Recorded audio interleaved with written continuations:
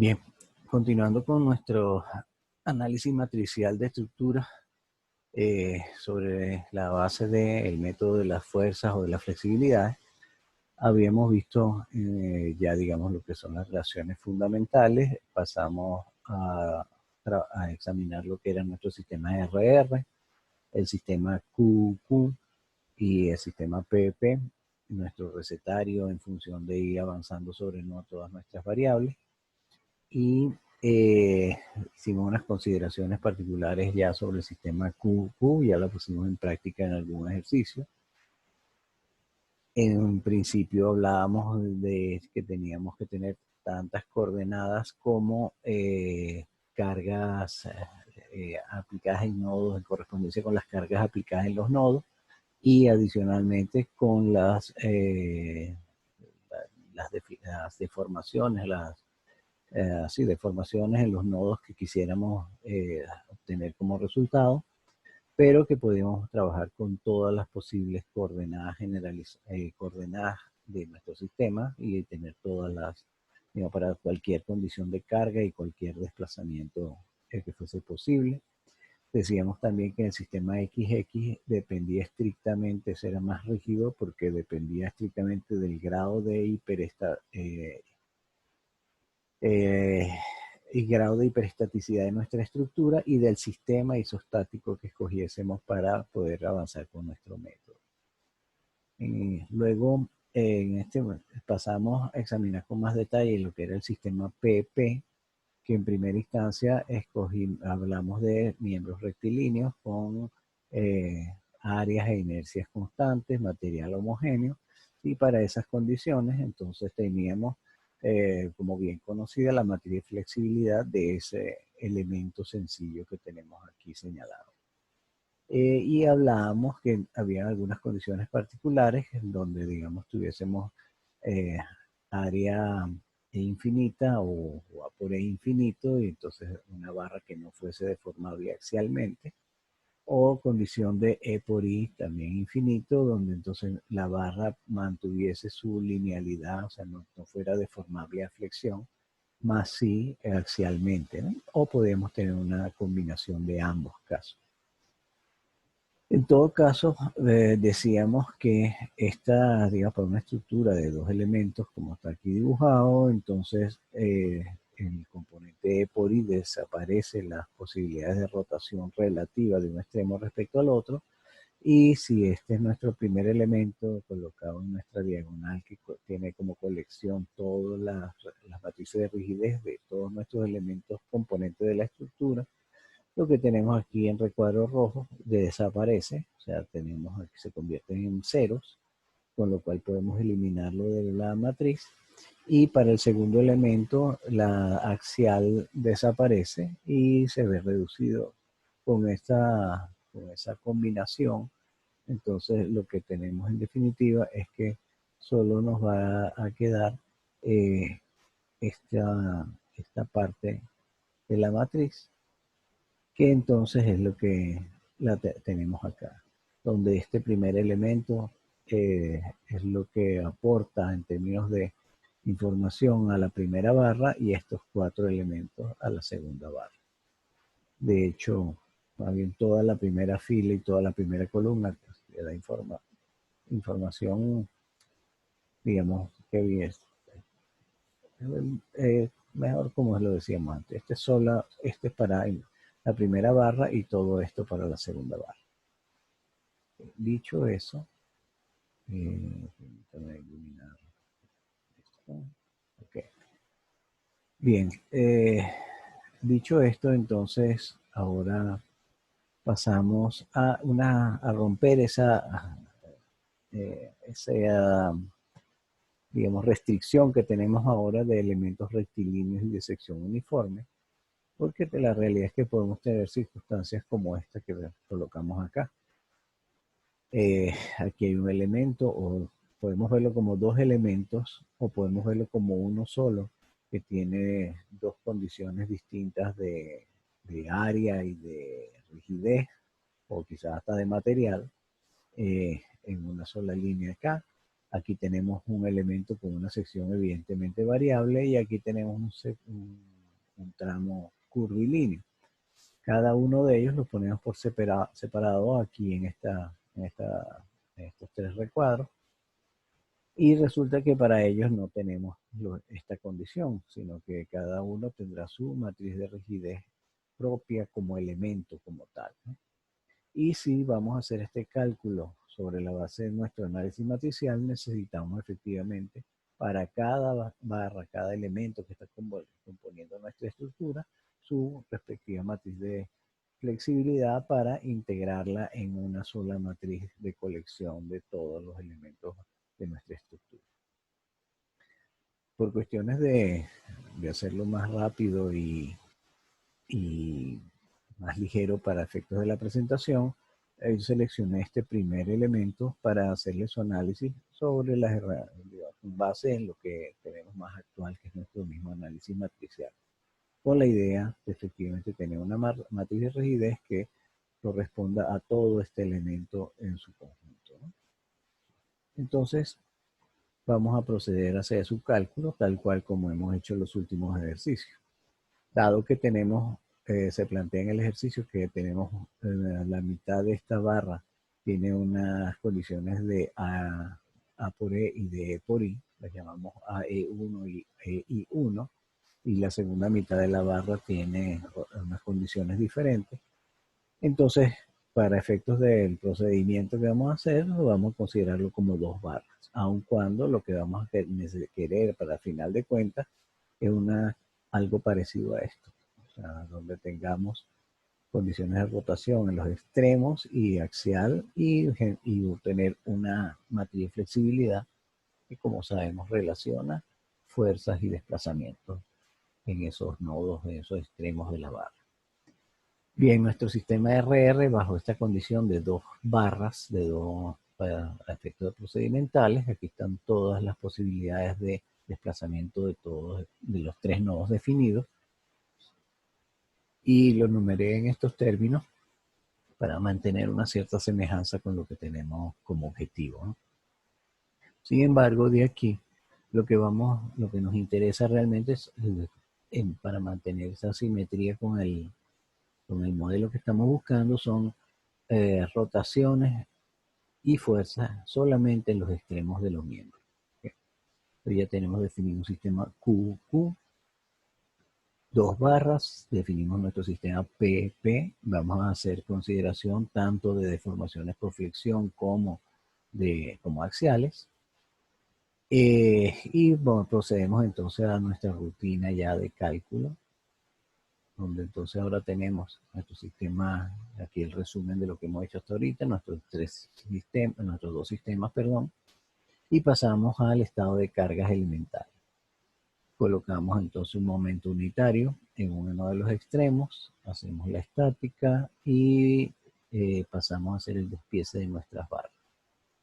Viendo nuestro despiece, entonces tenemos en conjunción con el sistema PEP, pasamos a integrar el vector P, aquí lo tenemos con transpuesto desde nuestra T allá al ladito, y vemos este momento actuante inicial virtual que colocamos, corresponde con la coordenada 1 del sistema PP, aquí lo tenemos 1, en el extremo 2 un momento de sentido contrario, negativo de -1/2, en axial no hay nada, 0, y continuamos con la misma transposición de información, y tenemos nuestro vector P1.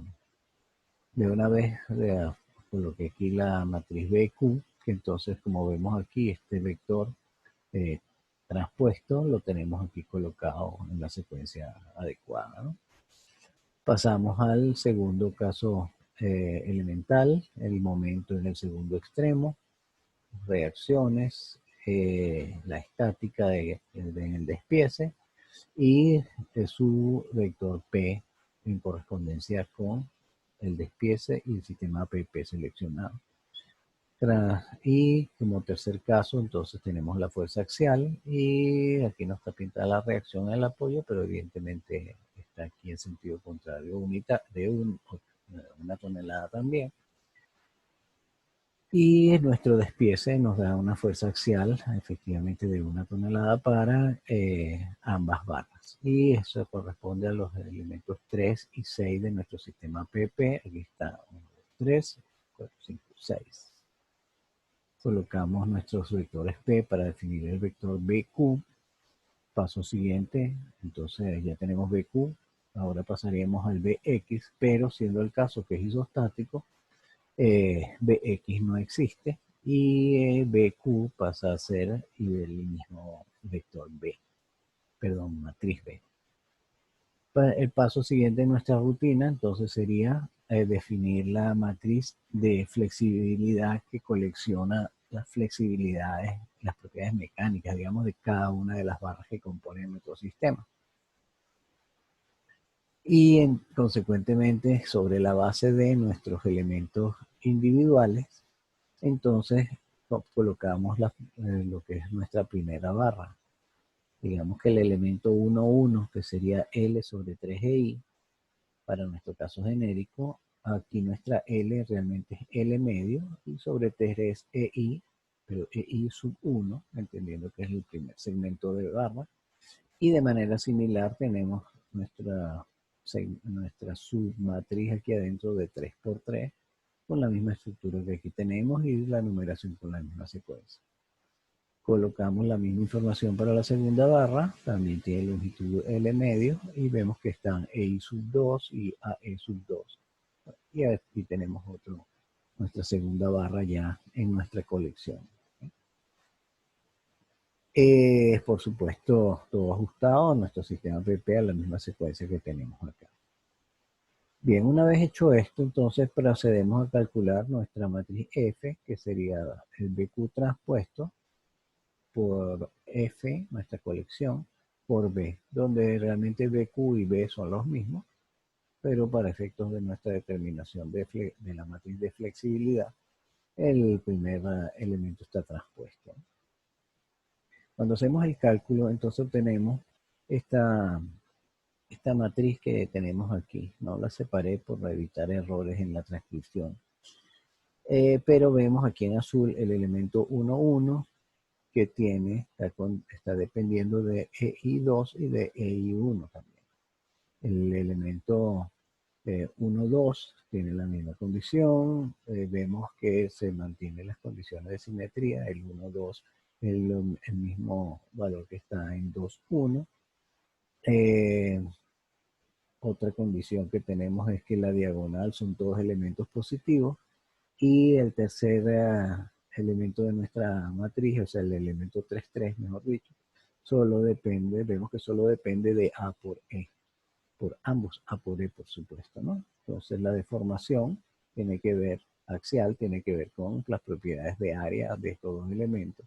Y todos estos elementos cero, digamos, en similitud a lo que teníamos en nuestro elemento ya harto conocido, vemos que efectivamente una fuerza axial que produce una deformación axial no tiene efectos sobre rotaciones en los extremos de nuestra barra.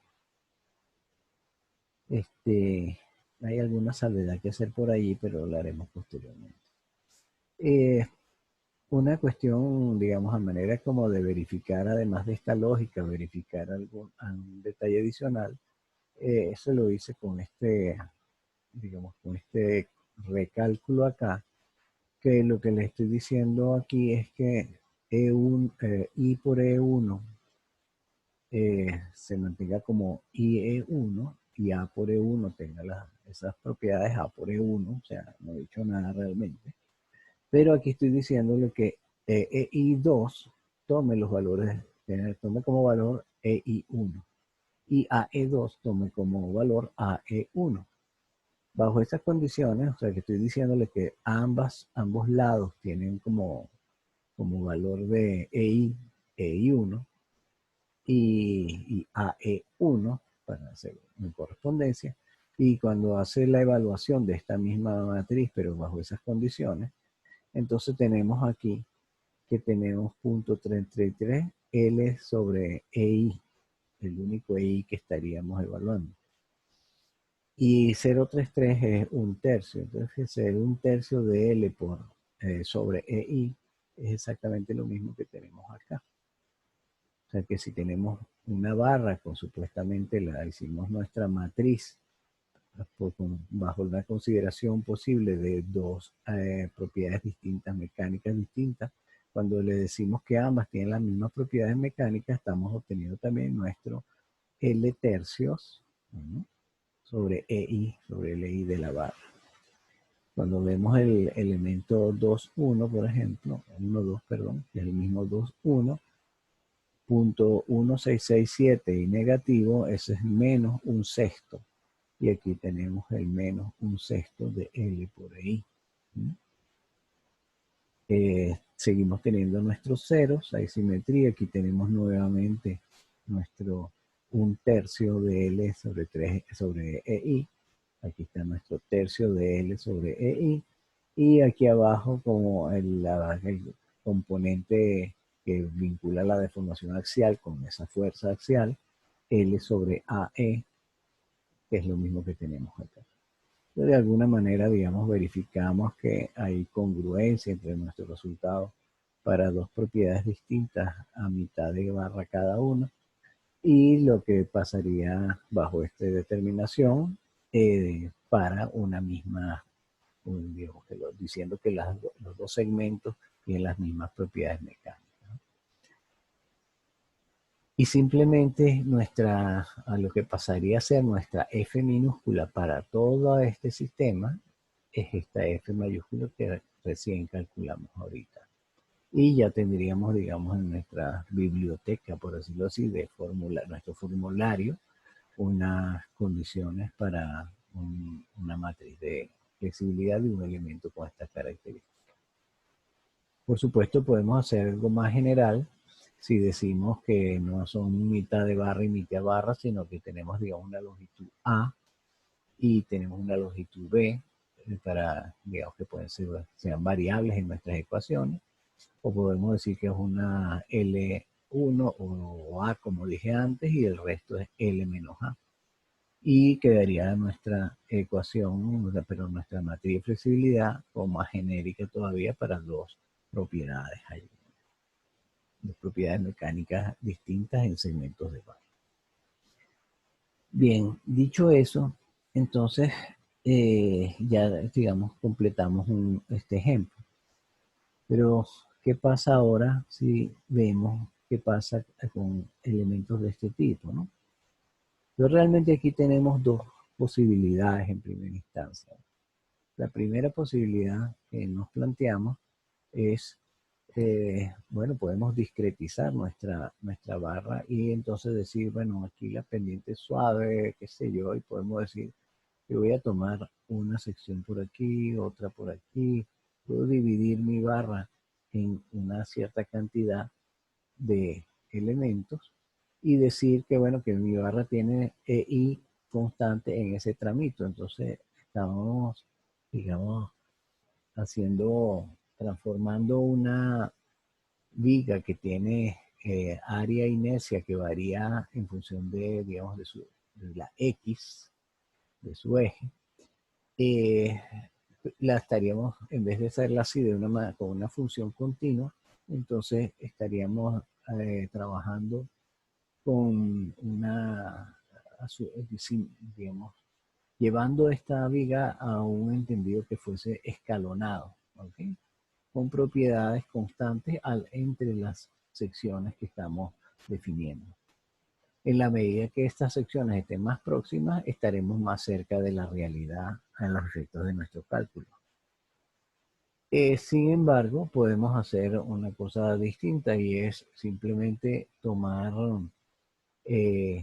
digamos, definir la ecuación que condiciona nuestras áreas y nuestra inercia en función de X, e irnos a nuestro esquema original de cálculo del método de trabajo virtual y de método de la fuerza, trabajo virtual esencialmente, donde determinamos las deformaciones sobre la base de la integración. Y entonces aquí sí tenemos, ¿no?, un área y un módulo de elasticidad En este caso, digamos que el área sería lo relevante, asumiendo que es material homogéneo en nuestra viga.